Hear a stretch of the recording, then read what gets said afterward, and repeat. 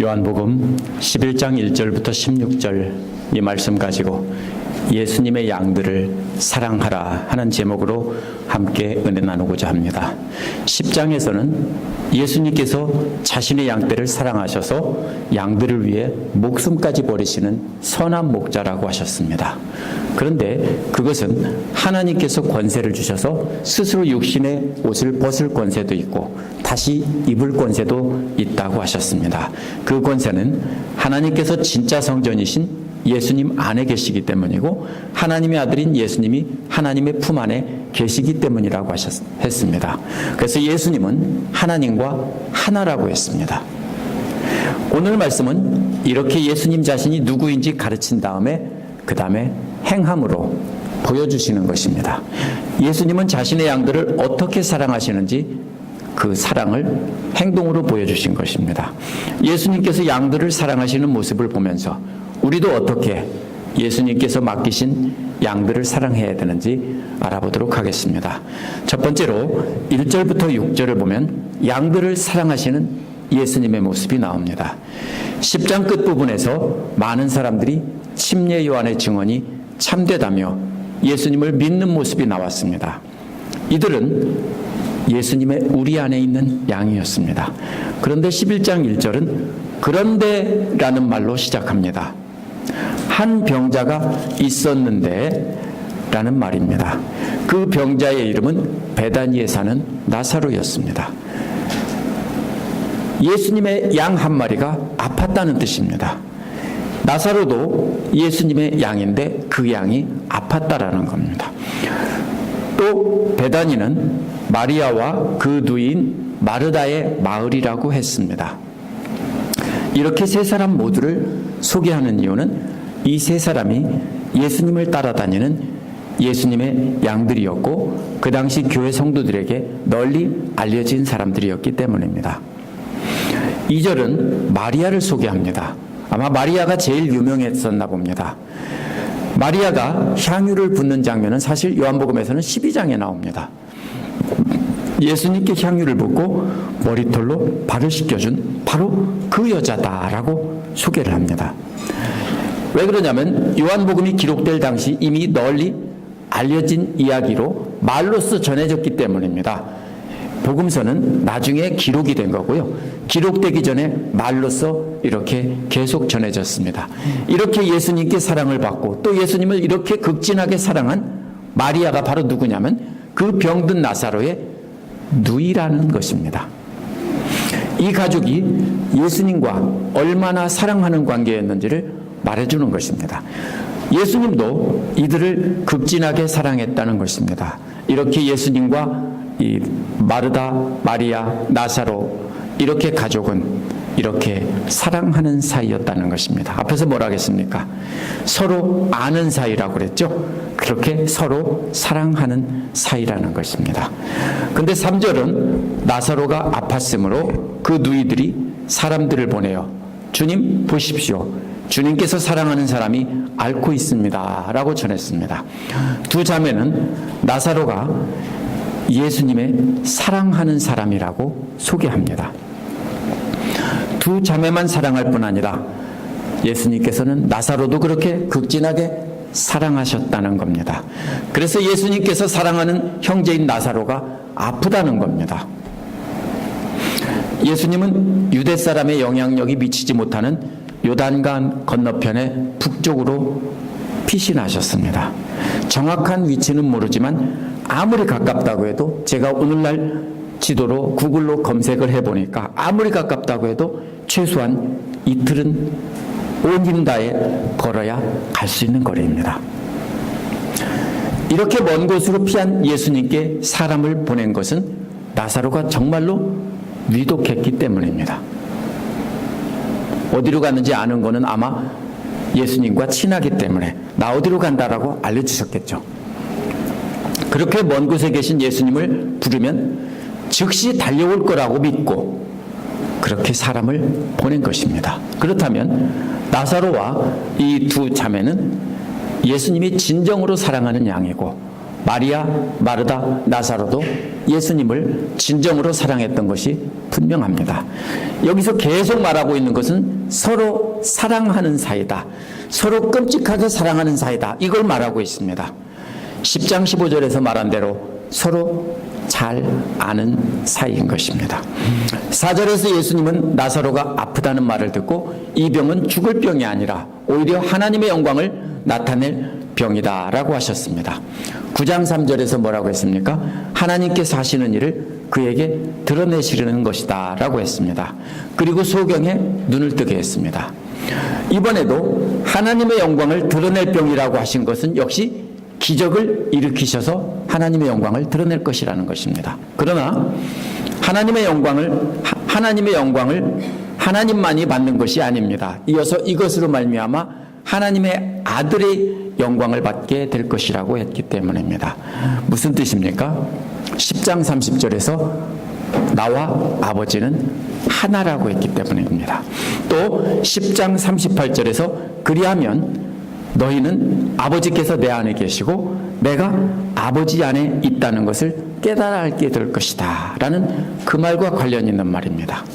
예수님과 하나님은 하나이고 예수님이 하나님 안에 계시고 하나님이 예수님 안에 계시기 때문에 하나님의 영광이 나타나는 것이 곧 하나님의 아들 예수님이 영광을 받는 것이라는 것입니다.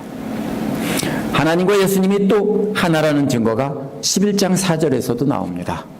나사로가 아프다는 소식을 전한 사람은 최소한 이틀은 걸려서 예수님께 왔습니다. 그렇다면 소식을 전하는 사람도 나사로가 죽었는지 살았는지 몰라요. 그죠? 그러면 뭡니까? 나사로가 지금 아픈데 빨리 가서 고쳐주셔야 된다라고 했겠지만 사실은 죽었는지 살았는지 몰라요. 그런데도 예수님은 이 병은 죽을 병이 아니라고 하셨습니다. 아직 죽지 않았다는 뜻입니다. 예수님은 나사로가 아직 살아있다는 것을 분명히 아셨습니다. 이것은 어디에 나 계시고 모든 것을 다 아시는 하나님만이 아실 수 있는 일입니다. 그 당시에는 휴대폰도 없고요. 연락할 방법이 없습니다. 심부름을 보낸 사람은 이틀 걸려서 갔는데 예수님을 만나서 전하기는 했지만 죽었는지 살았는지 아무도 몰라요. 그런데 예수님은 아시고 여기서는 나사로가 병든 이 병은 죽을 병이 아니라고 했습니다. 이것은 놀라운 기적입니다. 하나님의 아들이 영광을 받는다는 말은 또 예수님께서 죽으셨다가 다시 부활하셔서 하나님의 우편에 앉은다는 것을 미리 알려주신 것이기도 합니다. 죽은 나사로를 달리신 이 기적은 예수님이 앞으로 죽으심과 부활하신다는 것을 암시하기도 하는 것입니다. 하지만 두 죽음은 서로 다릅니다. 나사로는 부활이 아니라 소생입니다. 영원한 몸으로 부활해서 새로운 몸을 입은 것이 아니라 다시 살아나서 건강을 회복한 것이고 또다시 나사로는 죽었습니다. 그렇지만 이러한 나사로를 살리는 일을 통해서 예수님도 앞으로 죽으셨다가 살아나실 것을 암시하고 있다라는 것입니다. 5절은 갑자기 예수께서 마르다와 그의 자매와 또 나사로를 사랑하셨다라고 했습니다. 이 성경은 도막도막 끊어진 말이 아니라 드라마처럼 이어지는 말인데 갑자기 엉뚱한 것처럼 보입니다. 3절에서 마르다와 마리아가 그 먼 곳까지 사람을 보내서 나사로가 아프다라고 한 만큼 사랑하는 관계라는 것을 다시 확인시켜 준 겁니다.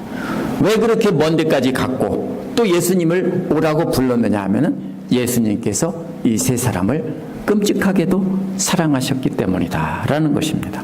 6절은 원어에 보면 그러므로라는 말로 이어집니다.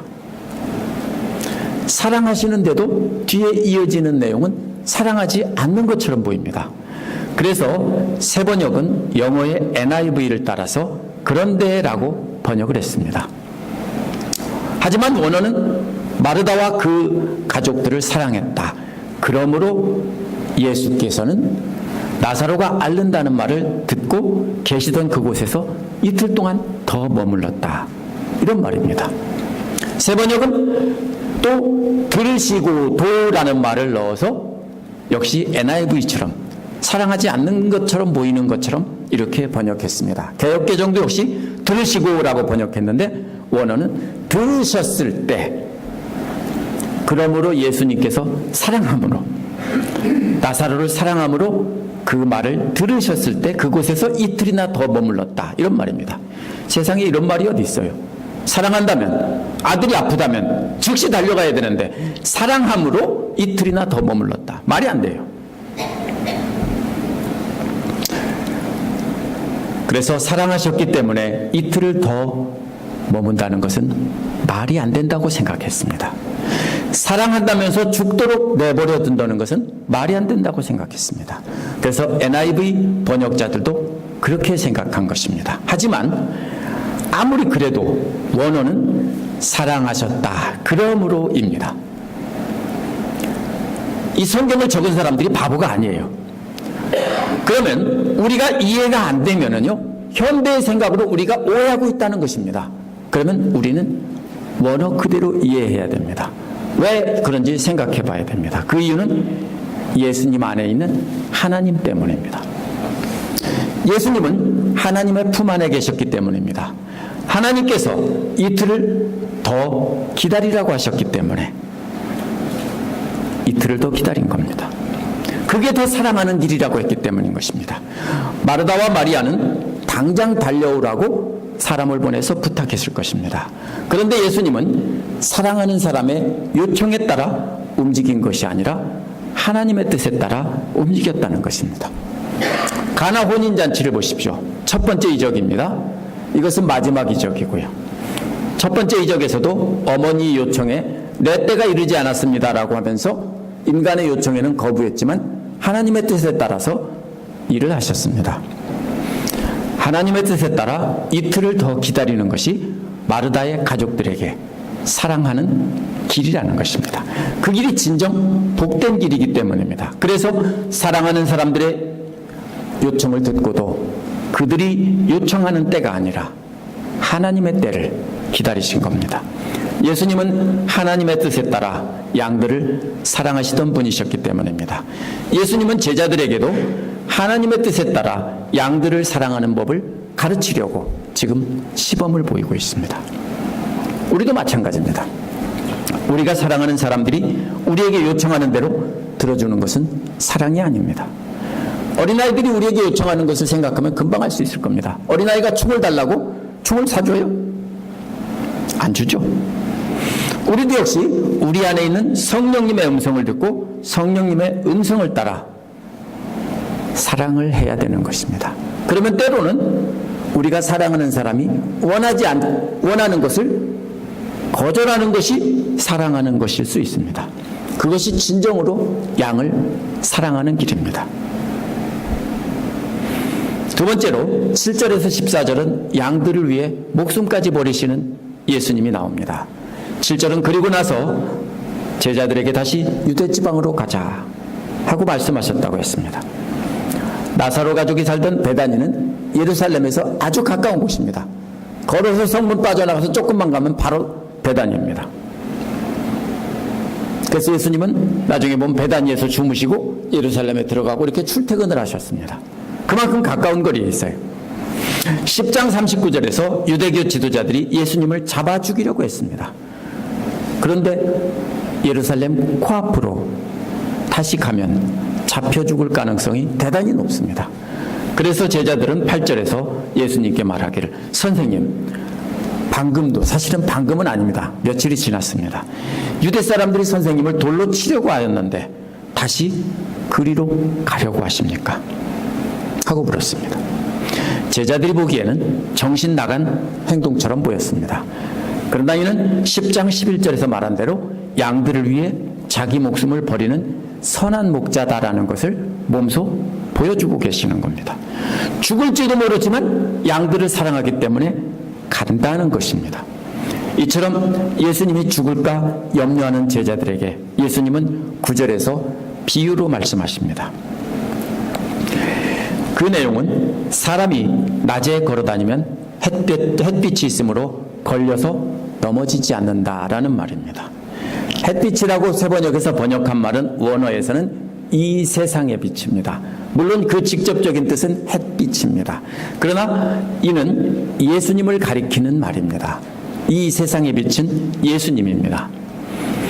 제자들은 예수님을 염려하는 척했지만 사실은 자기들이 두려웠습니다. 예수님을 따라가면 자기들도 잡혀 죽을까 봐 두려웠습니다. 그래서 예수님께 가지 말라고 했습니다. 그래서 예수님은 자신은 세상의 빛이라며 자신과 함께 다니는 동안에는 걸려 넘어지지 않는다라고 한 것입니다. 태초부터 하나님과 함께 계셨던 말씀이신 예수님이 이 땅에서 제자들과 함께 있는 동안에는 너희들은 안심하고 나를 따라다녀도 된다라는 뜻입니다. 10절에서 예수님은 그러나 밤에 다니면 빛이 그 사람 안에 없으므로 걸려서 넘어진다라고 했습니다. 이 비유의 직접적인 뜻은 예수님은 제자들과 함께 있으면 제자들은 예수님과 함께 있으면 안전하다는 겁니다. 그런데 예수님이 없으면 안전하지 않다는 겁니다. 그러니 지금은 예수님과 함께 있으니까 안심하고 따라오라는 것입니다. 하지만 이 비유에는 더 깊은 뜻이 담겨 있습니다.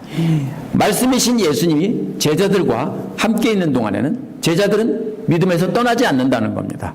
구약 성경에서도 넘어진다는 말은 믿음에서 떠난다 이런 말로 쓰였고요. 신약 성경에서도 예수님을 떠나고 믿음에서 떠난다는 것을 넘어진다라고 했습니다. 그러므로 예수님의 말씀이 제자들의 안에 있으면 그들은 믿음에서 떠나지 않는다라는 말도 함께 하신 겁니다. 그러니까 말씀이신 예수님과 함께 하지 않으면 믿음에서 떠나게 된다라고 경고하고 있는 것입니다. 양들을 사랑하시되 목숨까지 아끼지 않으시고 사랑하는 마음을 보여주신 예수님은 언제나 빛 대신 예수님과 동행하라고 제자들에게 부탁하고 있는 것입니다. 그러면 믿음의 길에서 벗어나지 않을 수 있다는 것입니다. 앞으로 제자들이 양들을 목숨 걸고 사랑하게 될 것입니다. 그런데 그때 목숨 걸고 사랑하는 것보다 더 소중한 게 있는데 그것은 빛 대신 예수님과 동행하는 것이라는 것을 가르치고 있습니다. 만약에 어린 양을 안고 가는데 빛이 없으면 걸려서 자기도 넘어지고 양도 다칩니다. 그러면 안고 가는 것이 중요한 게 아니라 사랑하는 게 중요한 게 아니라 사실은 빛 되신 예수님 말씀과 함께 가는 것이 중요한 것입니다. 왜냐하면 어린아이를 안고 가다가 밤길에서 넘어지면 잘못하면 어린아이가 죽을 수도 있습니다. 이렇게 말씀하신 뒤에 11절에서 예수님은 우리 친구 나사로는 잠들었다. 내가 가서 그를 깨우겠다라고 하셨습니다. 잠들었다는 말은 죽었다는 말에 듣기 좋은 표현입니다. 완곡어법, 영어로는 euphemism이라고 표현합니다. 이게 뭡니까? 듣기 좋게 말한 겁니다. 죽었다라는 말보다는 잠들었다. 나사로가 아프다는 소식을 듣고 이틀이 지난 뒤에 나사로가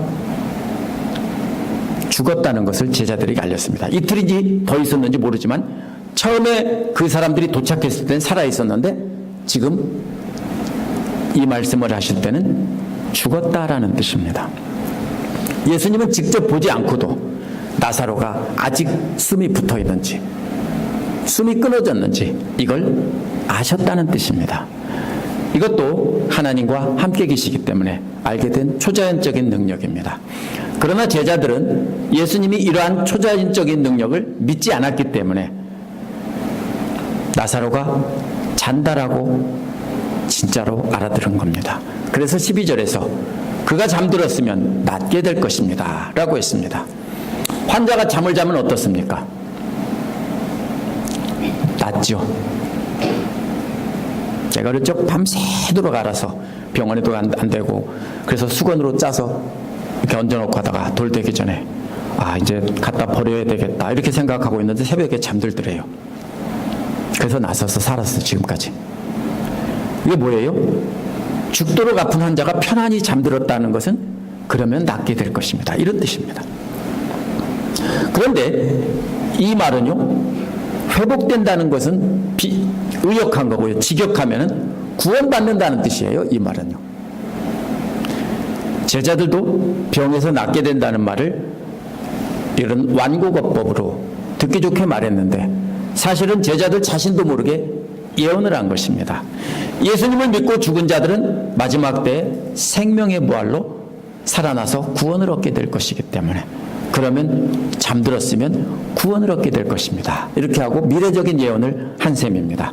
13절에서 예수께서 나사로가 죽었다는 뜻으로 말씀하셨는데 제자들은 잠들어 쉰다라고 생각했습니다. 이는 요한복음 기록자가 해설을 덧붙인 겁니다. 13절은, 그래서 14절은 나사로가 죽었다라고 예수님께서 분명히 말씀하셨습니다. 제자들이 알아듣지 못하니까, 엉뚱한 소리 하니까 나사로가 죽었다고 이렇게 힘주어서 말씀하신 겁니다. 이때 제자들은 깜짝 놀랐을 것입니다. 어떻게 나사로가 죽었는지 아느냐는 것입니다. 세 번째로 15절에서 16절은 양들을 훈련시키는 일에 초점을 맞추신 예수님의 모습을 볼 수 있습니다. 15절에서 예수님은 내가 거기에 있지 않은 것이 너희를 위하여 도리어 잘된 일이므로 기쁘게 생각한다 라고 하셨습니다. 만약 예수님이 유대지방에 계속 계셨더라면 틀림없이 마르다네 집에 머물렀을 것입니다. 그러면 나사로가 아픈 것을 제자들이나 예수님이 일찍 알았을 것이고 그리고 치료를 받았을 것입니다. 그러면 예수님과 제자들이 멀리 떨어져 있기 때문에 제자들이 기적을 체험할 수 있었는데 나사로가 살아있었거나 죽어있다는 것이나 예수님이 다 하신다는 겁니다. 이것도 제자들이 체험한 기적입니다. 또 한 가지는 예수님이 나사로와 함께 있었다면 아픈 나사로를 치료해 주었을 텐데 제자들은 예수님께서 죽은 나사로를 살리는 기적을 그러면 체험하지 못했을 것입니다. 나사로가 죽었다는 것을 아시고도 말씀하시면서 기뻐하는 태도에서 좀 이상하죠? 사랑하는 사람이 죽었다는데 기쁘다니요. 제자들의 입장에서는 이해하기 힘든 말이었습니다. 그래서 예수님과 제자들의 친구이고 사랑하는 나사로가 죽었다는데 기쁘다니요. 아무리 그래도 그런 말하면 오해를 사기 쉽습니다. 그런데 예수님은 기쁘다라고 했습니다. 이는 하나님께서 나사로를 살리신다는 것을 분명히 아셨기 때문입니다. 그렇기 때문에 예수님은 나사로가 죽은 것에 초점을 맞추고 슬퍼하지 않으셨습니다. 제자들에게 자신이 누구인지를 알릴 기회가 생겼기 때문에 기뻐하고 계신 겁니다. 왜? 제자들이 더 굳건한 믿음에 설 수 있는 기회가 생겼기 때문입니다. 제자들에게 자신이 누구인지 가르칠 수 있기에 기뻐하시는 겁니다. 예수님은 자신을 통해 하나님의 영광이 누구에게 드러나길 기대하고 있는 겁니까?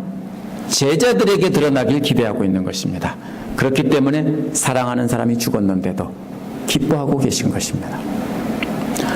다음 주에 나눌 말씀은 18절과 39절에 보면 나사로가 죽은 지 나흘이나 되었다고 했습니다. 심부름꾼이 2, 3일 걸려서 예수님이 왔을 때는 살아계셨는데 얼마 안 돼서 죽었다는 겁니다. 그런데 예수님은 거기서 얼마를 더 지체했어요? 이틀을 더 지체를 했어요. 예수님과 제자들이 베다니까지 가는데도 아무리 빨라도 이틀입니다. 그래서 나사로가 죽은 시점에서 예수님이 도착하는 것이 나흘이나 되었다라는 뜻입니다. 어째서 나흘일까요? 사흘이나 이틀이 아니고 왜 나흘일까요? 예수님은 나사로가 언제 죽었는지도 다 아셨습니다. 그런데도 죽은 지 이틀이나 사흘 때에 도착하려고 서둘러 오지 않고 나흘이 될 때까지 기다리신 겁니다. 그 이유가 있습니다. 마르다와 마리아는 심부름꾼을 보내놓고 나사로가 살아있던 2, 3일 동안은 정말로 애를 태웠을 것입니다. 언제 오시나 어떻겠습니까? 우리 성도님들의 아들이, 딸이, 동생이 숨 넘어가기 직전에 있는데 의사를 불러오라 했는데 안 온다면 얼마나 애를 태우겠습니까? 정말로 애를 태웠을 것입니다. 그런데 나사로가 죽어서 장사를 지내고 하루 이틀은 희망을 가졌을 것입니다. 혹시 예수님이라면 살릴 수 있을지도 몰라.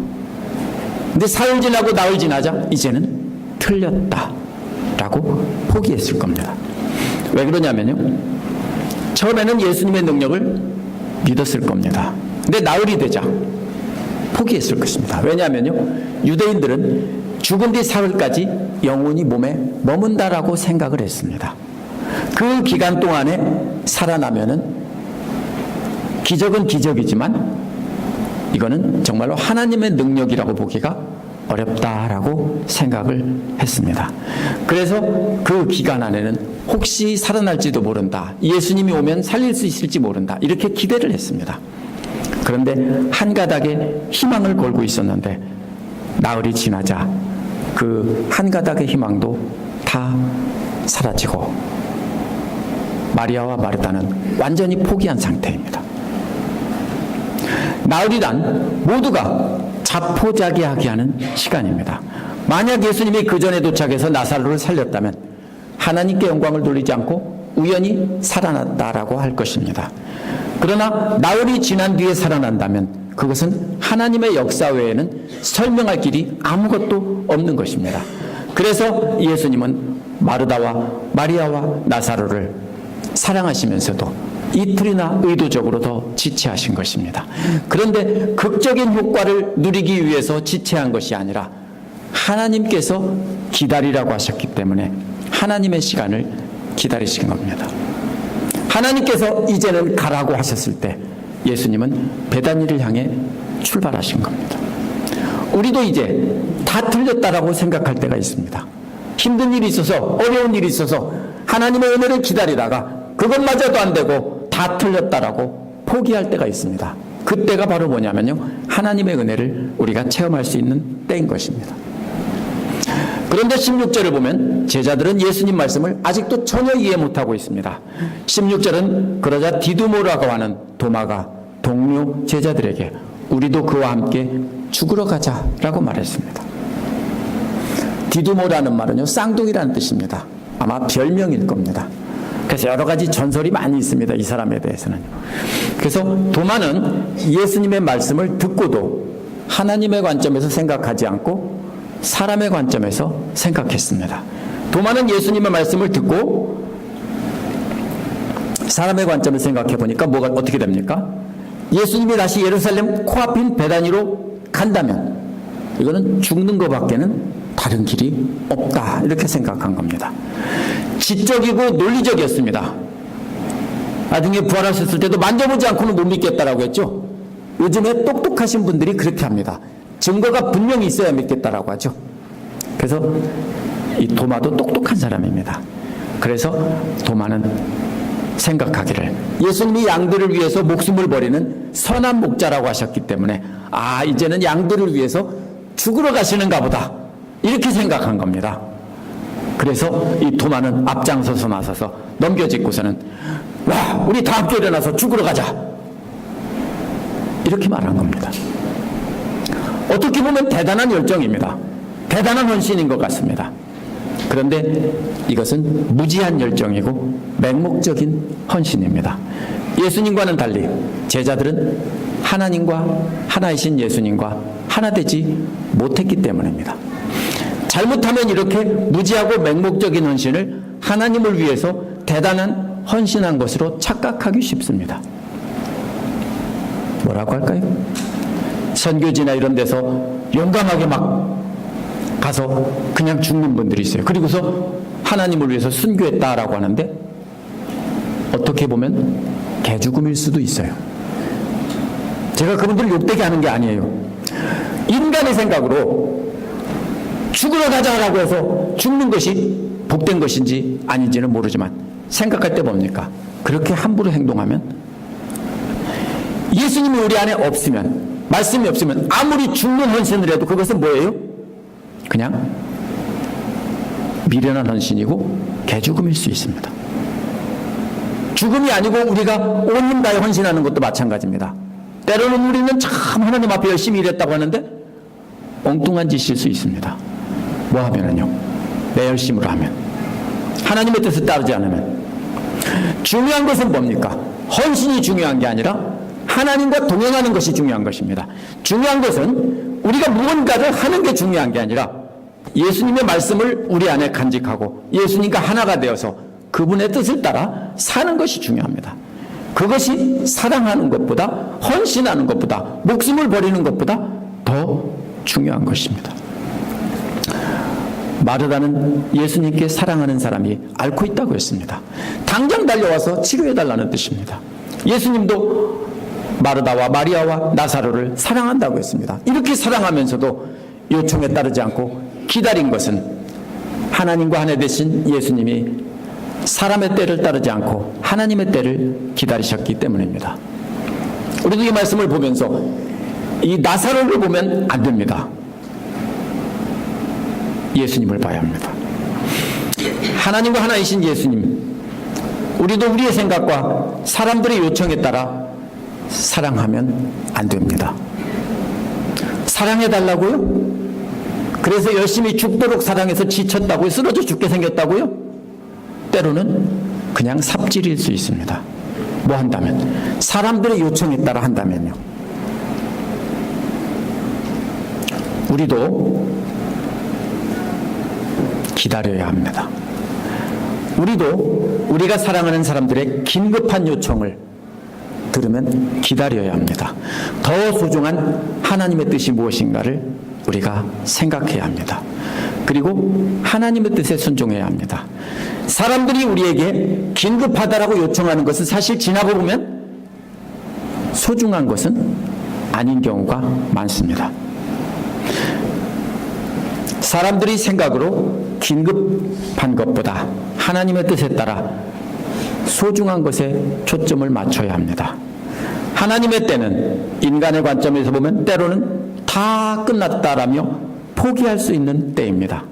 그럼에도 불구하고 그런 하나님의 때를 기다려야 합니다. 이제는 늦었지 않냐? 이제는 뭔가 행동을 해야 되지 않냐? 이렇게 생각하기 쉬운데 아닙니다. 내가 보기엔 다 끝난 것 같은데도 하나님이 기다리라고 하면 우리는 기다려야 합니다. 그렇게 하는 것이 진짜 하나님께서 우리에게 맡기신 가족과 이웃들을 사랑하는 것입니다. 하나님 뜻과 하나님의 시간표에 따라 움직이신 예수님은 죽이겠다고 하는 사람들이 있는 곳에 가기로 하셨습니다. 양들을 사랑하시되 양들을 위해 목숨까지 버리는 선한 목자이시기 때문입니다. 우리도 하나님의 뜻이 분명하다면 우리의 모든 것을 걸고라도 순종해야 합니다. 그러나 무턱대고 도마처럼 우리도 죽으러 가자, 이것은 옳지 않은 태도입니다. 무턱대고 열정만으로는 안 됩니다. 그것은 도마처럼 사후적 놀이를 하는 것이기 때문입니다. 빛 대신 예수님의 말씀이 함께 하시면 우리는 넘어지지 않고 햇빛보다 더 밝은 길을 따라갈 수 있습니다. 그래서 예수님은 예수님과 동행하면 넘어지지 않는다고 했습니다. 어떻게 하는 것이 예수님과 동행하며 양들을 목숨 걸고 사랑하는 것입니까? 그것은 도마와 같은 헌신을 하면 안 됩니다.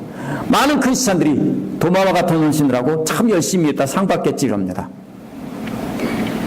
우리는 예수님의 말씀과 동행하면서 우리와 함께 하시는 예수님의 말씀에 순종하는 그 모습을 보여줘야 됩니다. 그것이 능력입니다. 예수님은 제자들에게 하나님의 역사하심을 보여주고 훈련시키기 위해서 이틀 동안이나 지체했습니다. 우리도 우리 생각 내려놓고 예수님의 말씀 따라 행동하면서 우리에게 나타난 기적을 보여줘야 됩니다. 우리도 기다리는 모습을 보여줘야 돼요. 뭔가 해야지 그러고만 있으면 어떻게 할 때 우리는 하나님께서 기다리라고 하면 기다려야 합니다. 그래서 우리가 양육하는 사람들도 우리처럼 예수님의 말씀을 듣고 따라가도록 해야 됩니다. 그래서 우리의 생각을 벗어버리고 예수님의 뜻을 옷을 입어야 합니다.